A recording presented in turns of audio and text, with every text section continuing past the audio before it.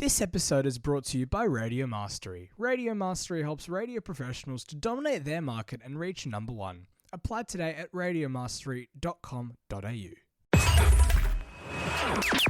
Welcome back to Biz Audio, everyone. It's been a busy week in the radio and audio industry, so let's crack right into it. Over at ARN, iHeartCountry Australia has announced some more redundancies, with Chris Sandilands and Steve Fitton announcing their departure from the station.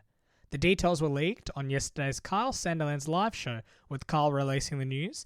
Justin Thompson will continue to do mornings from Brisbane.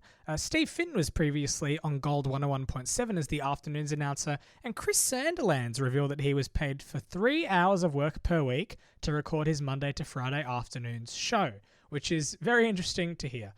Over at the Capital Radio Network, there's a new breakfast show for Eagle FM.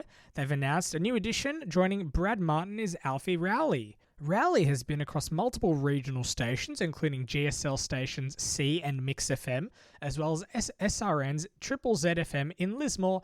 Brad and Alfie launches Monday the 24th of August from 6 to 10 a.m. on Eagle FM. Back at ARN, actually, they have released their half-yearly report. Revenue has been down, and the legal costs are already at $17 million. $12 million of that is for Kyle Sandilands, and the rest is the court case against Jackie Henderson. Just to keep in mind, though, ARN are entitled to 19.9% of net revenue from Kyle's new venture, Kyle Sandilands Live, and the business has entered an agreement to sell Cody HK, which is an overseas, I believe it's a digital outdoor business, which does give them a bit more flexibility. Back to revenue. Revenue of $128 million was down 14%.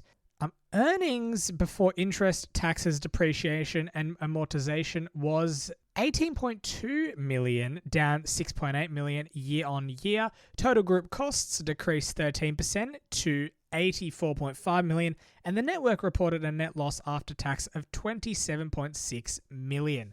Interesting to see over at ARN. And over at 2GB, they are celebrating 100 years on air. I saw them out on a yacht, I believe, or on a boat earlier today, celebrating. I think the actual anniversary is Sunday, but of course, the big shows like Ben Fordham and Mark Levy aren't on air that day, so they celebrated today, and it's great to see everyone come together to celebrate 100 years of a great Sydney station. And finally, over at Kyle Sandilands Live, Kyle called in sick this morning with Brooklyn Ross taking the throne and the golden microphone. He did a great job of hosting the show alongside Mary and Mayo, and it's nice to see that Ella has finally jumped over from Sunrise. So the whole show is coming together, and I only just realised today that ARN was entitled to 19.9%. Well, I only just remembered it. I do remember reading that when the court case was settled, but it'll be interesting to see how much they do end up earning for the whole year at Kyle Sandilands Live.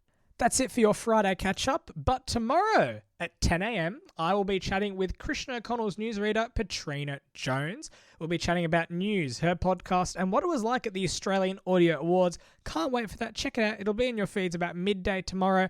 But otherwise, social media at biz_audio on Instagram, LinkedIn and Facebook are Biz Audio, and check out the website at www.bizaudio.com.au.